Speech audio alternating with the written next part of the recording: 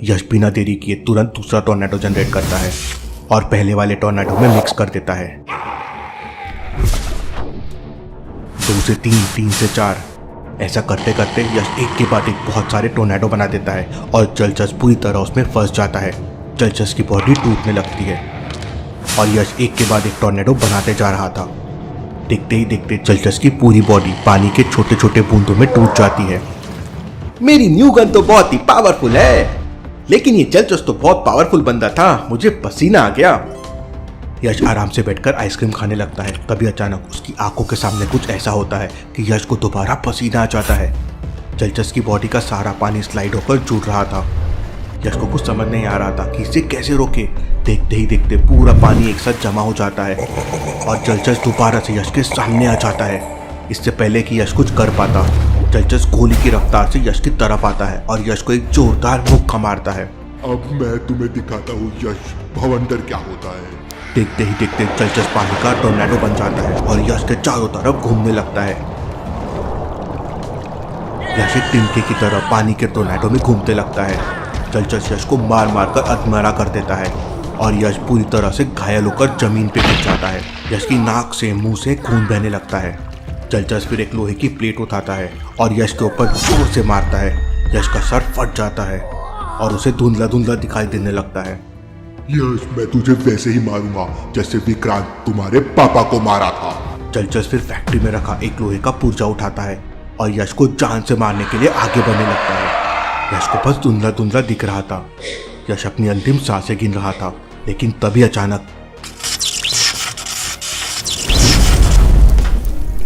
अपने सामने आग देखकर जलचस वहां से भाग जाता है और यश की जान बच जाती है, लेकिन यश बेहोश हो जाता है।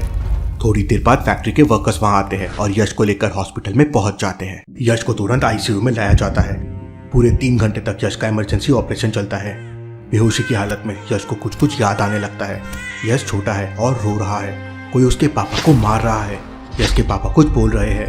यश, तुम्हें पूरी दुनिया को बचाना है, मुझे पूरा यकीन है तुम बहुत अच्छे गोस्ट हंटर बनोगे। पापा! यश जोरों से चिल्लाकर बैठ जाता है। सारे डॉक्टर्स डर जाते हैं। यश की बॉडी अपने आप हील होने लगती है और उसके घाव भी ठीक होने लगते हैं। ये देखकर एक नर्स को चक्कर आ जाते हैं। देखते ही देखते यश पूरा ठीक हो जाता है और हॉस्पिटल से भाग जाता है। डॉक्टर्स ये मिरेकल देखकर अपनी आंखों पर यकीन नहीं कर पा रहे थे। उधर यश से फाइट करते समय जलचस के गले का लॉकेट टूट गया था और लॉकेट टूटते ही घोस्ट यूनिवर्स में एक जादुई दरवाजा खुलता है और अनादि आजाद हो जाता है। जलचस ने अनादि को कैद करके रखा था और वो जादुई दरवाजा जलचस के लॉकेट से ही खुलता था। यश से फाइट करते समय जलचस का लॉकेट टूट गया और अनादि बाहर आ गया। जलचस की तरह अनादि भी वाटर को कंट्रोल कर सकता है। बाहर आते ही अनादि चैन की सांस लेता है। कितने अरसे बाद बाहर आया हूँ, आज तो पार्टी बनती है। अनादि अपने पावर से वाटर जनरेट करता है। देखते ही देखते घोस्ट यूनिवर्स में पानी की बाढ़ आने लगती है। सारे घोस्ट इधर उधर भागने लगते हैं।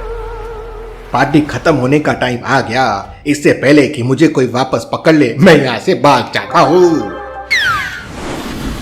अनादि घोस्ट यूनिवर्स से बाहर आ जाता है और सीधे समुद्र के अंदर चला जाता है। उधर भील अपने कबीले में तीर बना रहा था। भील तीर चलाने में एक्सपर्ट था और उसका निशाना कभी नहीं चूकता था। भील तीर कमान लेकर अपनी प्रैक्टिस के लिए निकल पड़ता है। रास्ते में भील को एक बड़ा सा पेड़ दिखाई देता है। ये पेड़ मेरी प्रैक्टिस के लिए बिल्कुल अच्छा रहेगा। भील धनुष की डोर को पूरी ताकत से खींचता है और तीर छोड़ देता है। 1, 2, 3 भील एक के बाद एक कई तीर चलाता है और सारे तीर पेड़ पर एक लाइन से लगते हैं। तभी अचानक भील को किसी के होने की आहट सुनाई देती है। भील चौकन्ना हो जाता है। मुझे यहाँ किसी की स्मेल आ रही है, लेकिन ये स्मेल कुछ जानी पहचानी सी लग रही है। भील को झाड़ियों के पीछे कोई दिखाई देता है और भील अपना निशाना लगाने लगता है। भील तीर छोड़ने ही वाला होता है कि अचानक झाड़ियों से रजनी बाहर आ जाती है। अरे रजनी, तुम? मुझे लगा कोई आदमखोर जानवर है। अरे मैं तो तुम्हारा निशाना देख रही थी। तुम्हारा निशाना तो एकदम परफेक्ट है, बिल्कुल यश की तरह। अरे ये यश कौन है? तब रजनी भील को यश के बारे में बताने लगती है। यश सबसे बड़ा घोस्ट हंटर है। उसके पास हम सबसे ज्यादा पावर्स है, लेकिन अभी तक वो पावर्स को डिस्कवर नहीं कर पाया है। अच्छा तो ये बात है, लेकिन रजनी तुम अचानक से कहाँ गायब हो गई थी? तब रजनी बताती है कि उसे भी कुछ पता नहीं, कुछ याद नहीं। वो कहाँ गायब हो जाती है और क्या करती है, और फिर अचानक वापस कैसे आ जाती है।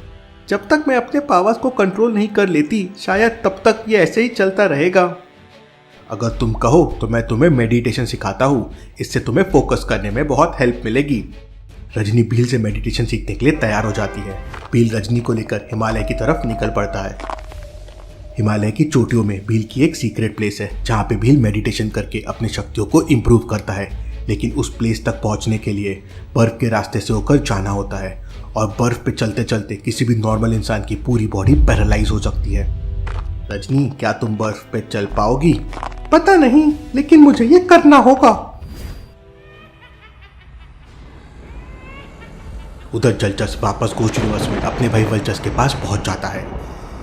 आज यश मेरे हाथों से मरते मरते बच गया, अफसोस मैं उसे आज जान से नहीं मार पाया। यश के जिंदा बच निकलने की खबर सुनकर वल्चस को बहुत गुस्सा आ जाता है। फिर बच गया वो, अगर धरती पे कब्जा कर रहा है तो यश को मारना ही होगा। उधर यश वापस कोसिस्तान पहुंच जाता है। यश बहुत दुखी था, उसे अपने पापा की बहुत याद आ रही थी, लेकिन उसे अपने पापा का चेहरा बिल्कुल याद नहीं आ रहा था। अपने दिमाग को ठंडा करने के लिए यश शावर में नहाने लगता है। यश को कुछ कुछ याद आ रहा है। उसके पापा का धुंधला धुंधला चेहरा यश को याद आ रहा है। उसके पापा नीचे गिरे हुए हैं, उनकी बॉडी से खून ही खून बह रहा है और वो कुछ कुछ कह रहे हैं। यश बेटा, तुम्हें बहुत बड़ा गोस्ट हंटर बनना है। यश को यहाँ से लेके जाओ, इसे बहुत दूर लेके जाओ। यश बहुत इमोशनल हो जाता है और रोने लगता है। पापा, आपको क्या हुआ था? पापा, आप कहाँ हो? यश शावर बंद करके सीधा अपने लाइब्रेरी में जाकर कोई बुक ढूंढने लगता है। उधर भील रजनी को लेकर हिमालय के पास पहुंच जाता है, लेकिन रजनी जैसे ही बर्फ की चट्टानों पर पैर रखती है उसे चला नहीं जाता। भील, मुझे बहुत पेन हो रहा है। रजनी, तुम्हें ये करना ही होगा। फोकस करो और अपने माइंड को कंट्रोल में करो। रजनी धीरे धीरे बर्फ में चलने लगती है। भील उसका हाथ पकड़ के उसकी हेल्प करता है। बर्फ में चलते चलते धीरे धीरे रजनी के पैर लाल पड़ने लगते हैं। रजनी का ध्यान भटकाने के लिए भील उसे अपनी स्टोरी बताने लगता है। जब भील बहुत छोटा था तो एक बार बहुत तेज बारिश हुई और पूरे कबीले में बाढ़ आ गई। कबीले की देवी नाराज हो गई और उनके प्रकोप से पूरे कबीले में बाढ़ आ गई थी। देवी को प्रसन्न करने के लिए भूतों की बलि चढ़ानी पड़ती है।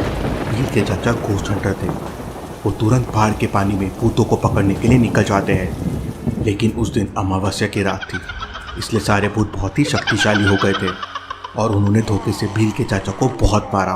भील के चाचा जैसे तैसे करके अपनी जान बचाकर वापस कबीले में आ गए और मरने से पहले उन्होंने अपनी सारी शक्तियां छोटे से भील के अंदर डाल दी। देवी नाराज और उनको भूतों की बलि। रजनी इतना कह ही रही थी कि तभी भील कहता है, लो हम पहुंच गए। भील की स्टोरी सुनते सुनते रजनी को कुछ पता ही नहीं चला कि वो कब हिमालय के अंदर पहुंच गए। भील सबसे पहले खुद रजनी को मेडिटेशन करके दिखाता है।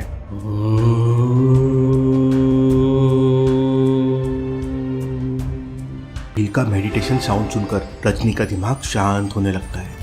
उधर घोस्ट यूनिवर्स में वल्चस सारे घोस्ट को भील और रजनी को रोकने के लिए भेज देता है। वल्चस की जय हो, वल्चस की जय हो, वल्चस की जय हो। बहुत सारे घोस्ट वल्चस का नाम लेकर हिमालय के लिए निकल जाते हैं। अब सवाल ये था कि वल्चस तक ये खबर पहुंची कैसे। उधर घोस्ट यूनिवर्स के भूत हिमालय पहुंच जाते हैं। वो देखो, भील और रजनी वहां पे है, हमला कर दो। सारे घोस्ट रजनी और भील के ऊपर हमला कर देते हैं।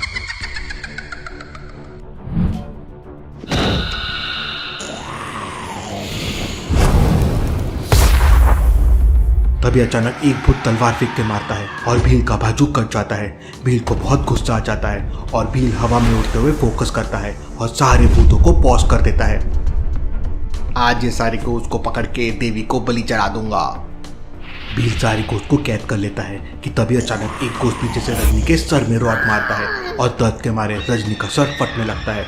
रजनी अपने कंट्रोल में नहीं रह पाती और उसकी आंखों से लेजर निकलने लगती है।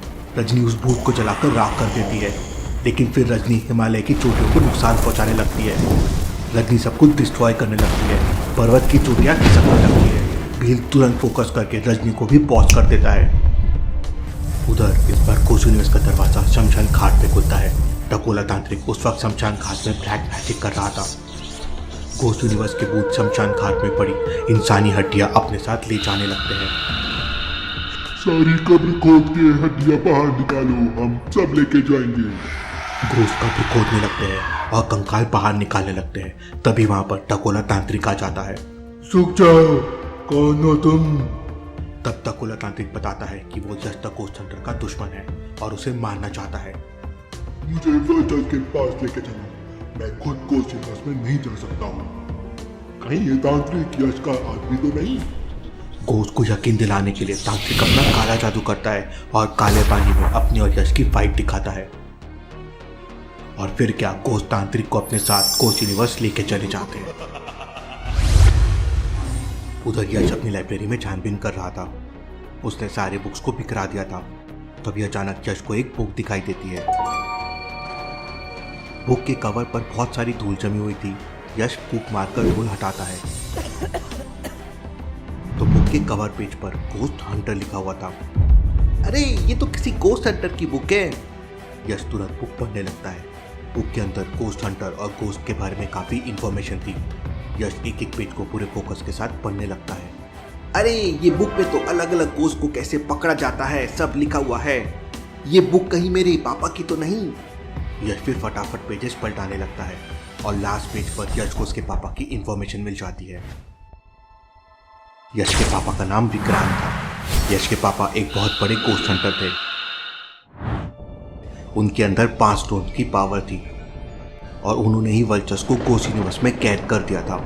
वल्चर्स दुनिया पे राज करना चाहता था, लेकिन यश के पापा ने कभी उसे कामयाब नहीं होने दिया।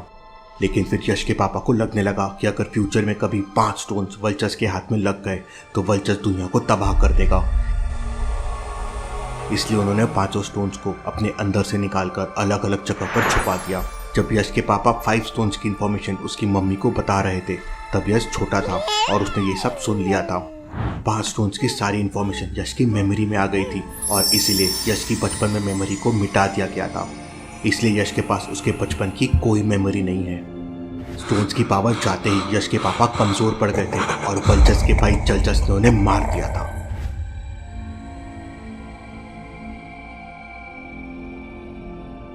यश कुछ देर के लिए बिल्कुल चुप सा हो जाता है।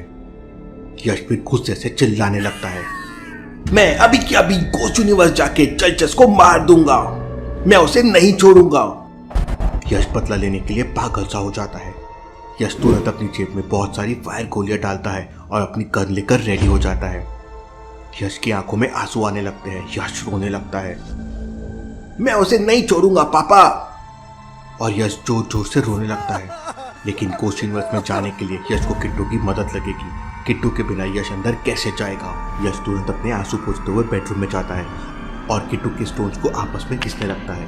1 2 3 4 यश कई बार स्टोन घिसता है लेकिन किट्टू नहीं आती। ये किट्टू क्यों नहीं आ रही है? यश दोबारा से ट्राई करता है और इस बार किट्टू का भाई मिट्टू आ जाता है। अरे मिट्टू तुम, किट्टू कहाँ है? तब मिट्टू यश को बताता है कि किसी गोस्ट हंटर ने किट्टू को पकड़ लिया है। दूसरा गोस्ट हंटर? यश सोच में पड़ जाता है कि भला किस गोस्ट हंटर ने किट्टू को पकड़ा होगा। कहीं रजनी? लेकिन रजनी भला ऐसा क्यों करेगी? वो तो किट्टू को जानती है। यश को बहुत टेंशन होने लगता है। उसका अच्छा दोस्त किट्टू किडनैप हो चुका था। यश तुरंत मिट्टू के साथ किट्टू को ढूंढने के लिए निकल पड़ता है। इधर गोस्ट यूनिवर्स का अगला दरवाजा एक पुलिस स्टेशन में खुलता है। भूतों को देखकर सारे पुलिस वाले डर जाते हैं और यहाँ वहाँ भाग जाते हैं। भूतों की रक्षक जेल में थी। भूतों की रक्षक ये सब देख रही थी। वो अपना जादू करके बाहर निकलने की कोशिश करती है, लेकिन वो बहुत हाई सिक्योरिटी चैम्बर में थी तो वो बाहर नहीं निकल पा रही थी और भूतों ने पुलिस स्टेशन में तोड़फोड़ शुरू कर दी थी। हम तुम्हें यहाँ से निकालने आए हैं। गोस्ट यूनिवर्स के भूत अपना जादू करके भूतों की रक्षक का चैम्बर खोल देते हैं और भूतों की रक्षक आजाद हो जाती है। लॉजिकल आर्मी, अब क्या होगा आगे? क्या भूतों की रक्षक और डकोला तांत्रिक वल्चर्स के साथ मिल जाएंगे और क्या यश अपने पापा की मौत का बदला ले पाएगा? देखेंगे हम अगले एपिसोड में।